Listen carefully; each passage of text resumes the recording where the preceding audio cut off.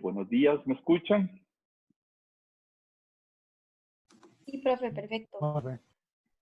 Ok, gracias. ¿Y tienen a la vista la filmina que dice traslación jurídica? Sí, profe. Sí, señor. Bueno, ok, qué dicha, muchas gracias. Bueno, estas son las últimas filminas que tenían que ver con los sujetos de la obligación tributaria, que es la clase que vimos el lunes pasado. Ya están subidas todas las lecturas y todas las clases grabadas a la plataforma, y también están todas las presentaciones que he utilizado hasta el día de hoy. Iba a decir inclusive, pero obviamente la clase del día de hoy no la he grabado y por tanto no la he subido. Lo que estamos viendo ahorita es como la parte final del tema 8 del programa. Y son poquitas filminas, 8 filminas las que nos faltan para terminar de ver este tema. Hasta este tema inclusive entra para el examen de hoy en 8. El resto que empecemos a ver hoy sobre objeto y cuantificación de la obligación tributaria ya no entra para el examen de hoy en 8. ¿Estamos con eso? Sí, profe. Supongo que eso es un unánime sí. Bien, vamos a hablar de la traslación de... ¿Perdone? Profe, disculpe. Sí. Ok, la clase de hoy sí entra en el examen hasta hoy. Sí, entra hasta hoy. Lo que estamos viendo ahorita, que es como la parte final de sujetos de la obligación tributaria. La segunda parte de la clase de hoy, que ya vamos a ver objeto y cuantificación, eso ya no entra.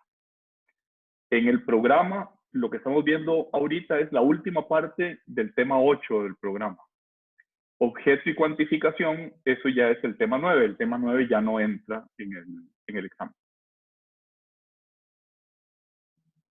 Okay. Profe, una pregunta. Sí, por supuesto, dígame. Perdón, el examen sí va a ser en la modalidad que usted dijo, de mediación, un banco de preguntas. Sí, me gustaría responderte un sí con más fuerza, pero obviamente todavía no he hecho el examen y todavía no sé si he sido capaz de hacerlo en la plataforma, pero sí, mi intención es hacerlo en la plataforma y hacerlo como habíamos hablado. Muchas gracias. Con gusto. Bueno, decía que nos hace falta ver unas pequeñas cuestiones de sujetos de la obligación tributaria. Habíamos comentado en la clase del lunes que todos los tributos se trasladan. Es una especie de axioma del derecho tributario de que todos los tributos son trasladables. Pero junto a esa traslación económica, o mejor dicho, a la par y con algunos caracteres que la diferencian, hay un fenómeno que se llama de traslación jurídica. Y esto sucede, digamos, paradigmáticamente en el impuesto al valor agregado, en el IVA, en nuestro antiguo impuesto general sobre las ventas, ahora llamado impuesto al valor agregado. ¿En qué consiste esto? Consiste en que, junto con el precio, el que vende, que es el obligado jurídico frente al erario público, está obligado a cobrar, a trasladar la carga de su impuesto. En otras palabras, el comerciante, pongamos por caso la Universal, es el único obligado frente al erario público, frente al fisco.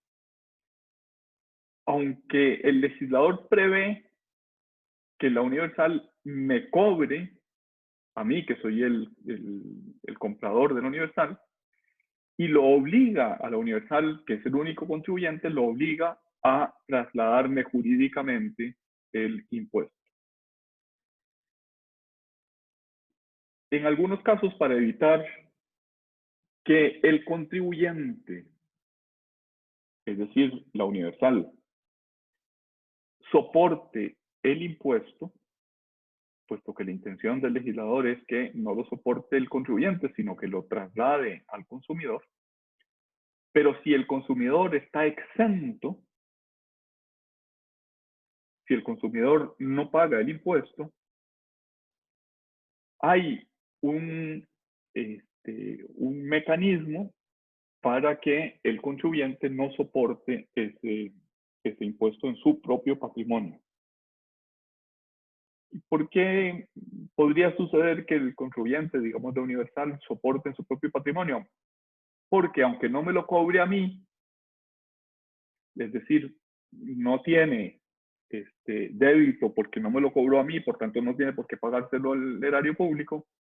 No obstante, sin embargo, cuando eso sucede, no le reconocen crédito en la misma proporción que tenga ventas exentas. Vamos a ponerlo un poquito más dramático. Supongamos que el contribuyente vende productos de canasta básica que están exentos del impuesto al valor agregado durante gran parte del tiempo que ha transcurrido desde la Ley de Fortalecimiento de las Finanzas Públicas, y dentro de poco, ya debió haber entrado en vigor, pero suspendieron su entrada en vigor y aparentemente la van a prorrogar por 1 o 2 años más, va a empezar a pagar impuesto de ventas a una tarifa del 1%. Pues bien, el fenómeno que sucede es que el que vende exento, si no hubiera una disposición expresa en la ley, no tiene crédito en la misma proporción de sus ventas exentas. Ejemplo, vende el 70% de sus ventas son exentas y el 30% son grabadas. Pero todas sus compras estaban grabadas. Entonces, él no tiene crédito en esa proporción 70-30. Si el 70 estaba exento, del total de impuestos que pagó, solo tiene crédito por el 30%. Excepto que la ley diga otra cosa. Entonces, esa otra cosa la dice para algunas exenciones. Por ejemplo, la dice para la exención de los bienes que están en la canasta básica, la dice para las ventas al Estado, lo dice para las ventas al sector público en general, lo dice para los exportadores. Entonces, una cuestión es que le reconoce ese crédito. Ya con eso, dijéramos, queda equilibrado otra vez que no es su propio patrimonio, sino que no se soporta el impuesto por la exención. Pero aún con ese mecanismo que acabamos de decir, que es reconocerle crédito a pesar de que tiene un porcentaje de ventas exentas, puede suceder que haya un fenómeno financiero. Típicamente sucede que si la cadena de fabricación y comercialización es larga, hay que pagar a los que están antes que el que vende exento, hay que pagarle el impuesto, hay que desembolsar ese monto. Y cuando le reconozcan crédito, ya van a haber pasado varios meses, 2, 3, 6 meses, y por tanto tuvo que soportar financieramente el costo de haber pagado ese tributo. Entonces, ese fenómeno en alguna medida hace que el impuesto se soporte en el patrimonio del contribuyente, que no es el que quiere gravar el legislador. Y por eso existían en la vieja ley, o más bien en el viejo reglamento del impuesto general sobre las ventas, en el artículo 28, lo que dio en llamarse órdenes especiales de compra. El nombre es un poquito más largo: órdenes especiales de compra sin el previo pago del impuesto en las compras locales y en las importaciones. Y lo que quería decir es que, por ejemplo, el exportador tenía una orden especial que le permite cobrar sin pagar el impuesto, porque no va a recuperarlo ya que sus ventas son exentas. Ese mecanismo no existe más en la ley del impuesto al valor agregado. O quizás digámoslo un poquito mejor. Existe en las disposiciones transitorias, pero no se prevé que sea un mecanismo permanente. Se pretende que ese mecanismo desaparezca. Y desaparezca a partir de una devolución que la nueva ley llama automática. Esto es que el impuesto al valor agregado en ese tipo de contribuyentes que venden exento, ya sea que exporten, ya sea que le vendan, por ejemplo, la Universal si le vende al Ministerio de Educación Pública, le vende exento, porque son bienes digamos, es una ficción de canasta básica de bienes dedicados a la educación.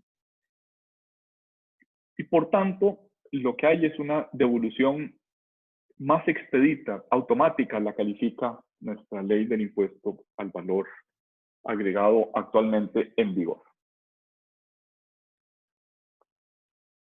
Pasamos a ver, sí, dígame. Yo he escuchado el término ahora entre los profesionales liberales como de crédito fiscal. ¿Es eso lo que se está hablando o estoy muy perdido? ¿Sí? No, exactamente eso. Okay. Entonces, o sea, digamos, yo tengo crédito fiscal por mis compras. Yo contribuyente, o sea, puedo ser yo abogado, que ahora los abogados estamos grabados con el impuesto al valor agregado, o los servicios que prestamos están grabados con el impuesto al valor agregado. Tengo crédito, digamos, por el alquiler de la oficina, por el arrendamiento de la computadora, el leasing de la computadora,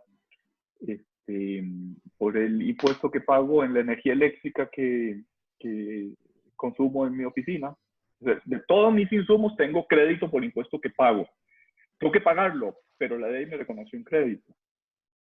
Y a los que yo le presto servicio, digamos que le cobro a un cliente por hacerle una demanda y le cobro, no tengo ni idea, digamos, todas mis compras suponen, por decir algo, 500,000 colones. Y todas mis ventas de ese mes son 700,000 colones. O sea, tengo, respecto de mis compras, tengo una ganancia de 200,000 colones. El impuesto que pago, 13% en la mayoría de los casos sobre 500,000, es crédito. El impuesto que cobro, 13% sobre los 700,000 de esa demanda, suponiendo que ese fue mi único trabajo en el mes, es débito, se lo debo a Hacienda, lo cobré, lo trasladé, lo repercutí al que me contrató para que le hiciera la demanda y tengo débito por ese impuesto que le cobré. Al final del mes, o mejor dicho, en los primeros 15 días del siguiente mes, yo tengo que acumular todas mis compras y todas mis ventas. Por las compras tengo crédito, por mis ventas tengo débito, es decir, neteo, resto de mi crédito, el débito, y la diferencia, si es a favor del fisco, tengo que pagársela. Si es a favor mío, el fisco me debe. Y eso, si me debe por más de 3 meses, le puedo pedir la devolución al erario público, al fisco. En teoría, no puede ser permanentemente que el fisco me deba, porque si no, ¿yo de qué vivo? ¿Verdad? Si mis ventas son menores que mis compras, llegará un momento en que voy a quebrar. Puede ser un momento puntual, por ejemplo, porque compré, qué sé yo, una maquinaria muy cara y que eso ya la voy a amortizar a lo largo de varios meses o incluso de varios años. Pero en teoría, debería tener siempre más débitos que créditos fiscales. Okay. Esa traslación jurídica, muy simplistamente tal vez, se puede ver como una especie de crédito en general. El crédito es un paso posterior. O sea, la traslación es que yo, José María, soy el contribuyente. Es decir, por la prestación de la demanda, el único responsable del impuesto que resulta, del 13% sobre 700,000 colones, soy yo, José María. El fisco solo a mí me puede cobrar. Pero supongamos que Leo, creo que es Leo el que me pregunta, ¿verdad? Correcto, gracias. Leo fue el que me contrató. José María, haceme esta demanda. Entonces, la repercusión o la traslación es que la ley no solo me permite, sino que me obliga a mí, contribuyente, a trasladarle ese 13% que yo le debo al fisco, se lo tengo que trasladar a Leo. Porque la capacidad económica que se quiere grabar no es la mía, es la de Leo, es la del que consume el servicio. Ah, ok, perfecto. Entonces, hecha esa traslación, resulta que yo tengo un débito fiscal, que ya lo trasladé, yo le debo al fisco por la prestación de ese servicio, ya lo trasladé, ya tengo la plata en mi bolsa, se la debo al fisco. Puedo compensar contra mis créditos en mis insumos. ¿Qué es lo que se pretende? Se pretende que al final de la cadena de fabricación y comercialización el impuesto realmente recaiga sobre el último que está en esta cadena. O sea, si todos los intermediarios, desde el fabricante de computadoras, comillas, fabricante de la energía eléctrica, el que me presta el servicio de internet, el que me presta, pues no sé, la fotocopiadora y el aparato para escanear los documentos en los que me voy a basar para presentar la demanda. O sea, desde el primero hasta el último en esa cadena de fabricación y comercialización, todos le van trasladando el impuesto al siguiente en la cadena. Y el último, el consumidor final, ya no tiene, en el caso nuestro, Leo, ya no tiene a quién trasladárselo. Ya no le puede cobrar a nadie. Entonces se pretende que el impuesto finalmente recaiga sobre el último de la cadena de fabricación y comercialización.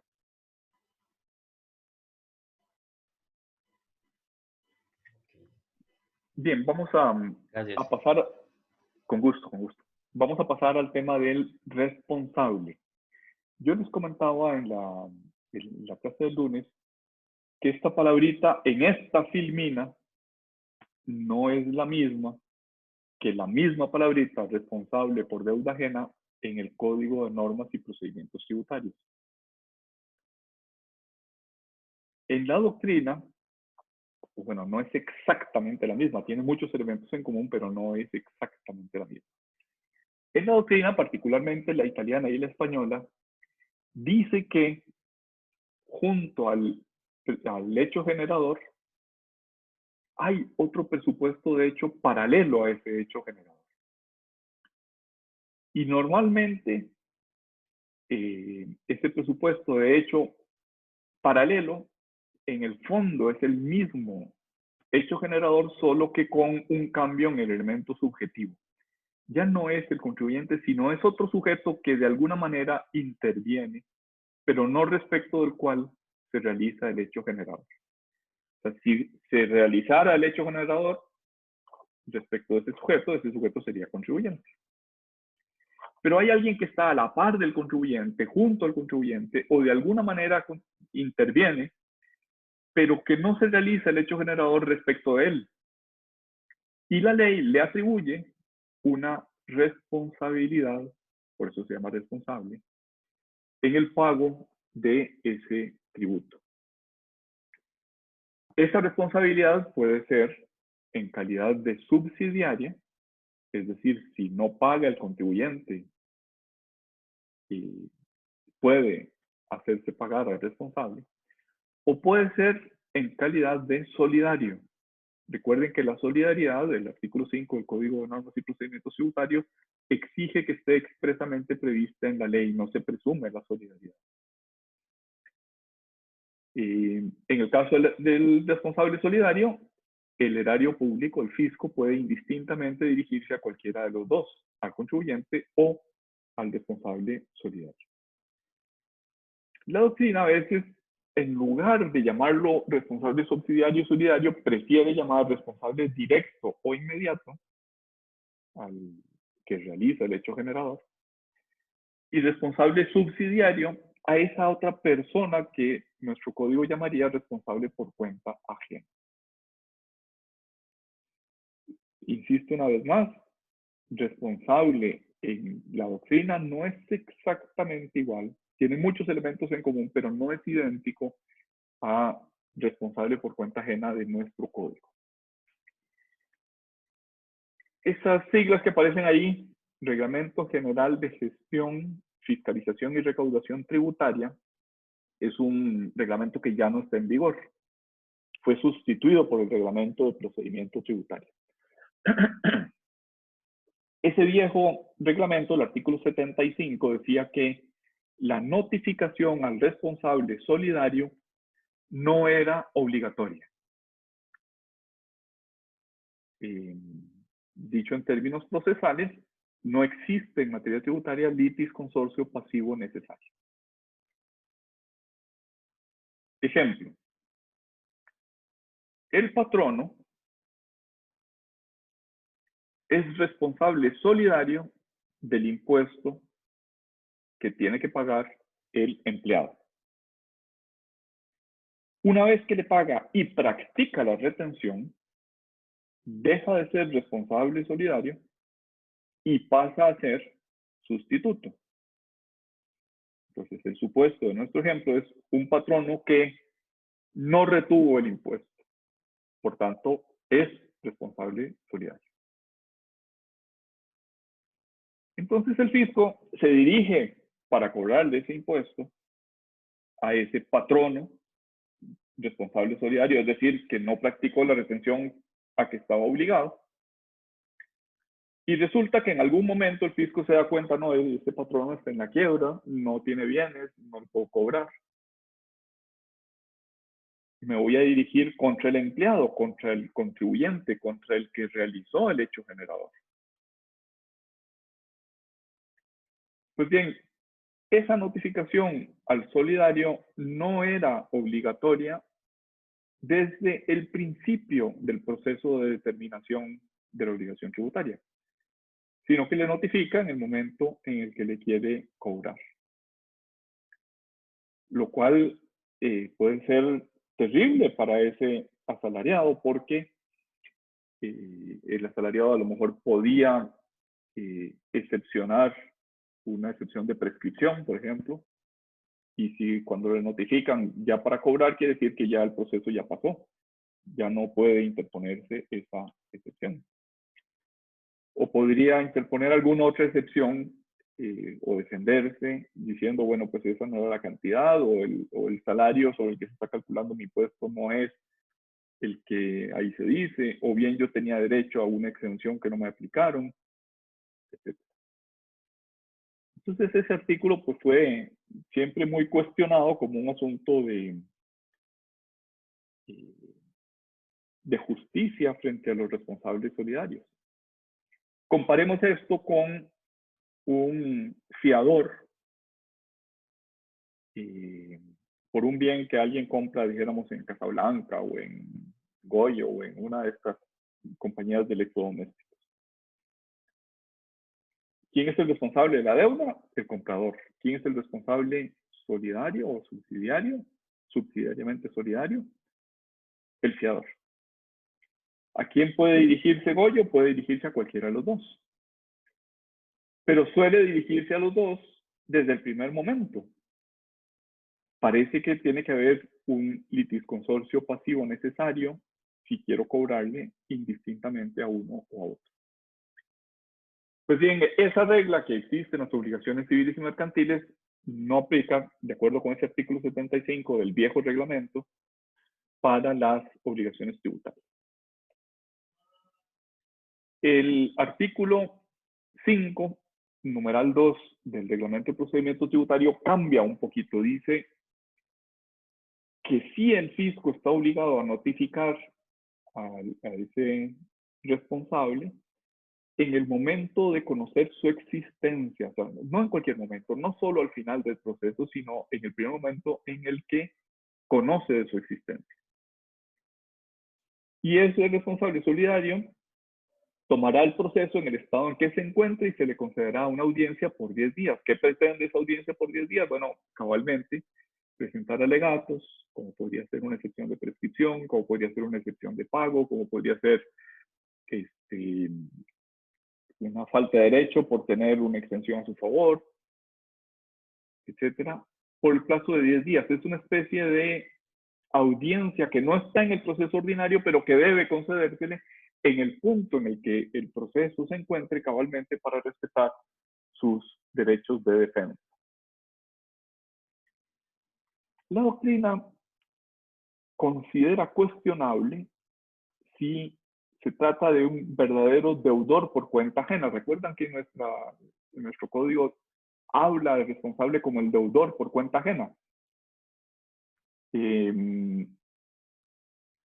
Y considera más apropiado decir que es responsable el que está junto a el contribuyente. Y se habla de responsable solo de la deuda. Puede ser solidario o subsidiario. Y el sustituto, que es otra figura que ya vimos en la clase pasada, es aquel que no está junto a, sino que está en lugar de. Es decir, es un sujeto pasivo principal, no solidario ni subsidiario, sino principal, que no solo es responsable por la deuda tributaria material, sino también por las obligaciones formales. En Costa Rica, nuestro código, que no me menciona al sustituto, llamaría a ese patrono que practica la retención, lo llamaría un responsable por deuda ajena. Eso es lo que cuestiona la doctrina. La doctrina diría, no, ese patrono no es un responsable por deuda ajena, sino que es un responsable principal, una vez que practica la retención. Vamos a pasar a ver un supuesto de responsabilidad solidaria en el artículo 22 del Código de Normas y Procedimientos Tributarios. En la izquierda de la filbina está la redacción que tenía este artículo 22 antes de la ley 9069. Decía, el inciso B, son responsables solidarios en calidad de adquirentes, B, los adquirentes de establecimientos mercantiles y los demás sucesores del activo, del pasivo o de ambos, de empresas o de entes colectivos con personalidad jurídica o sin ella. Para estos efectos, los socios o los accionistas de las sociedades liquidadas también deben considerarse sucesores. Quisiera que pongan el acento en la palabra sucesor. O sea, el adquirente del establecimiento mercantil es responsable solidario. Aunque no adquiera el establecimiento mercantil, si soy sucesor del activo, del pasivo, o del activo y del pasivo de una empresa, también soy responsable solidario. Insisto, el punto en el que quiero que se fijen es en el fenómeno de sucesión. La nueva ley dice, son responsables solidarios quienes adquieran del sujeto pasivo por cualquier concepto la titularidad de bienes o el ejercicio de derechos.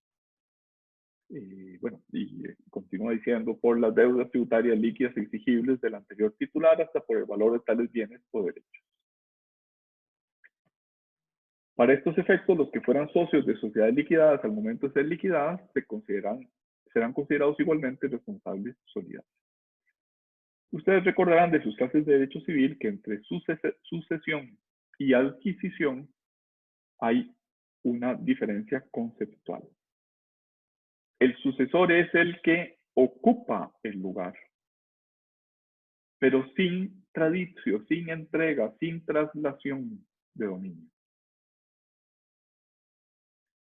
Por ejemplo, los herederos son sucesores del causante y no es que adquieran los bienes y derechos del causante, sino que ocupan respecto de esos bienes o derechos el lugar que tenía el causante.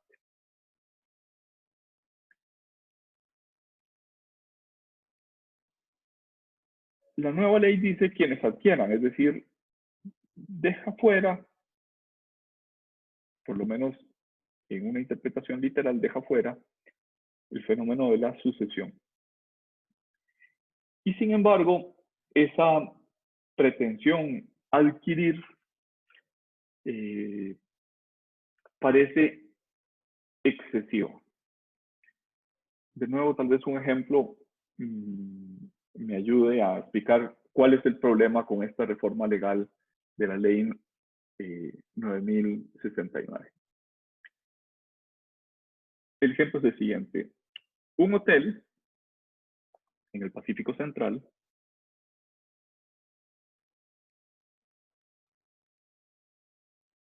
tenía una deuda importante con el fisco.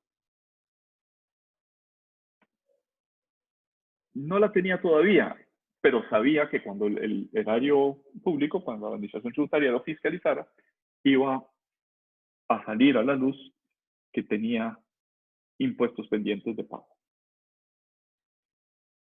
También tenía una deuda con un prestamista. El dueño del hotel era muy amigo de una persona que tenía mucho dinero y que realmente, esto no es una ficción para evadir el impuesto, sino que realmente el prestamista le había prestado el dinero para construir el hotel. Le debía $600,000 a ese prestamista. Y por tanto, sabiendo, quizás más que sabiendo, sospechando que el fisco lo iba a ir a fiscalizar y que de esa fiscalización iba a derivarse una importante deuda tributaria, le dio en pago de esos $600,000 el inmueble en el que está construido el hotel. Ojo el supuesto. El prestamista le había prestado $600,000 sin garantía, fiado en la buena fe, porque eran amigos. Y el propietario, antes, sospechando que era inminente la llegada del proceso de fiscalización, le da en dación en pago de la deuda el inmueble. Llega la administración tributaria, hace la fiscalización, sale una deuda, aproximadamente del mismo monto, aproximadamente $600,000 también, y llama al prestamista en calidad de responsable solidario, diciendo, porque usted adquirió el activo más valioso del hotel, a saber, el inmueble donde estaba construido el hotel. Y el prestamista se defiende diciendo, yo lo adquirí, pero yo no era sucesor. Yo no adquirí el establecimiento mercantil. El establecimiento mercantil sigue siendo el dueño del hotel, lo sigue operando. Y a mí solo me cabría responsabilidad si fuera sucesor del activo, pero yo no soy sucesor, yo soy adquirente. Como ese prestamista ganó su excepción, ganó que el Tribunal Fiscal declarara que en efecto no era responsable solidario, yo tengo para mí que a raíz de ese caso fue que se produjo esa reforma de la ley 9069. Cambió de sucesor a adquirente. Ese es el contexto. No puedo asegurar que de ese caso se derive esa reforma, pero es muy probable por el razonamiento es post propter hoc. Posterior a, luego causado por.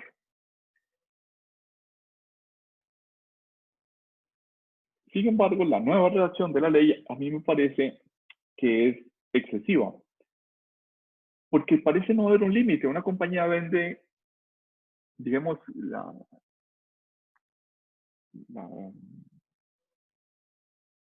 Datsun me vende un vehículo. ¿Cómo voy a ser yo responsable por las deudas tributarias de la Datsun? De agencia Datsun.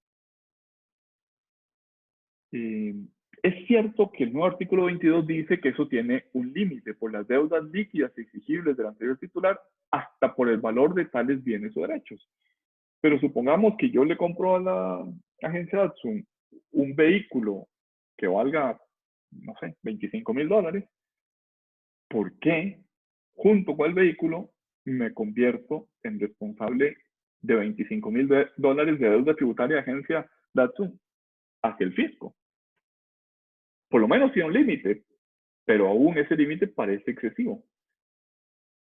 Y ese artículo 22 parece tener visos de inconstitucionalidad si esa relación o esa solidaridad no está directamente relacionada con la compra del negocio o de una parte sustancial del negocio. Obviamente, pues si yo le compro el lote de vehículos a agencia Datsun, parece razonable que yo me haga responsable de las deudas tributarias de agencia Datsun. La parte final, los socios de sociedades de responsabilidad liquidadas, parece sí tener sentido. O sea, si mi sociedad debía y yo liquido la sociedad, parece razonable que el impuesto o la responsabilidad por ese impuesto se me traslada. Queda aún la duda de si eso aplica en la fase de recaudación o necesariamente en la fase de determinación. ¿Recuerdan lo que les decía hace 2 o 3 filminas?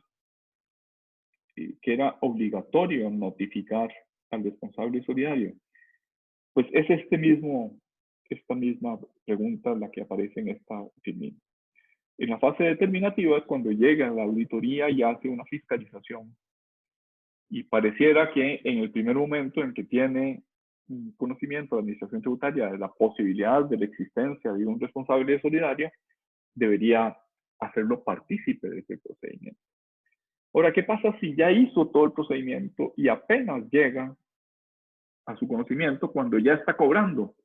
Cuando se da cuenta, digamos en el caso de este hotel que les contaba del Pacífico Central, se da cuenta de que no hay bienes sobre los cuales hacer efectiva la deuda. Pues en este caso, eso no está resuelto por el artículo 22, es una grave carencia de nuestro artículo 22. Y lo que tenemos es un reglamento que finalmente, pues los reglamentos no tienen la misma fuerza que la ley. Pasamos a otro tema que es el tema de la transmisión de la obligación tributaria. Estrictamente hablando, las deudas tributarias no están hechas para ser transmitidas, son supuestos más bien excepcionales. Algunos están previstos en los artículos 19 y 20 del Código Tributario.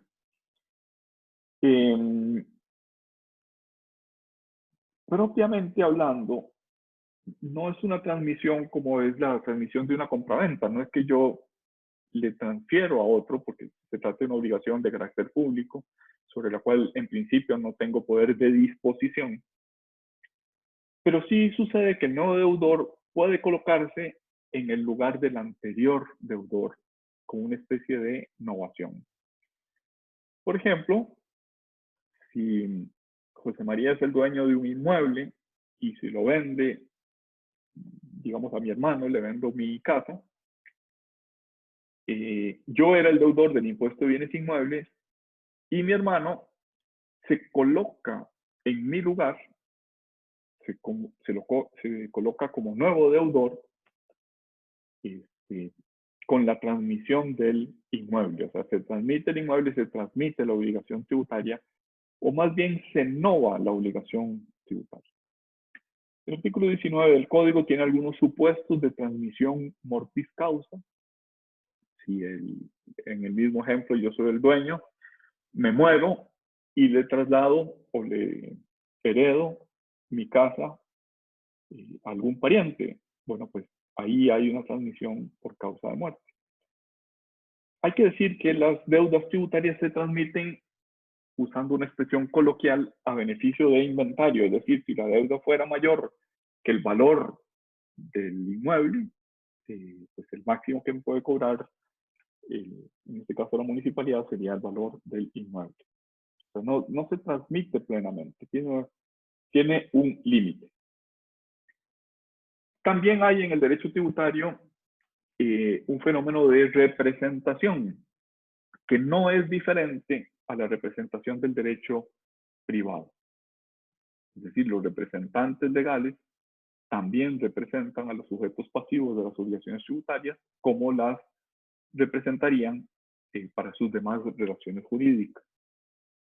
El inciso C del artículo 21 dice que los entes colectivos sin personalidad jurídica, los que no tienen inscrito un representante legal, como podría ser un fideicomiso, como podría ser un consorcio, como podría ser una sociedad de hecho,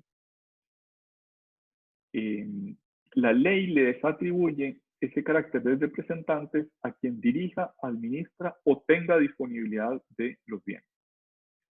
Es decir, hace surgir una especie de representación no convencional, no contractual, no derivada de un acuerdo de voluntades, y de esa circunstancia, de hecho, hace surgir la ley una representación legal.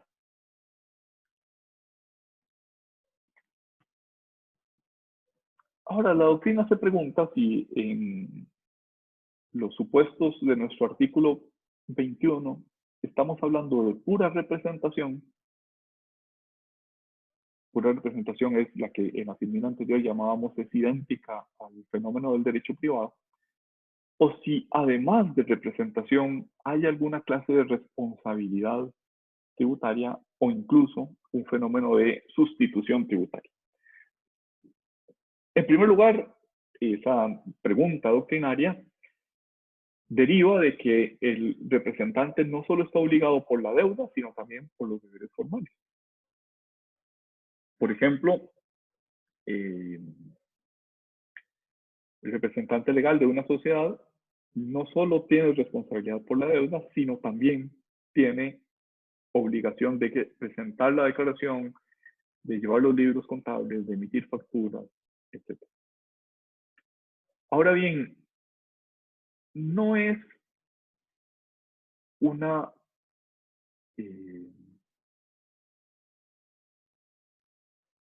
transmisión, la representación no residencia en el representante una obligación como si fuera propia, puesto que lo obliga a responder con los bienes del representado. No se extiende esa responsabilidad al patrimonio personal del responsable.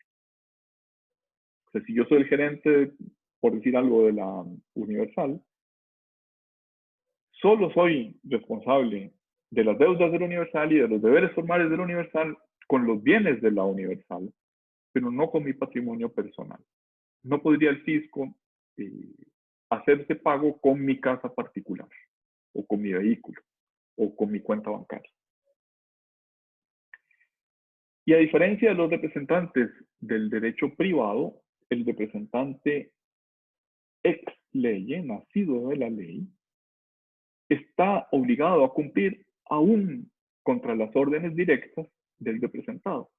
Mientras que el representante en el derecho privado no puede desobedecer las indicaciones del representado, en el derecho público, y en este artículo 21 en concreto del Código Tributario, sin duda que sí está obligado a cumplir con la ley antes que cumplir con las indicaciones del representado.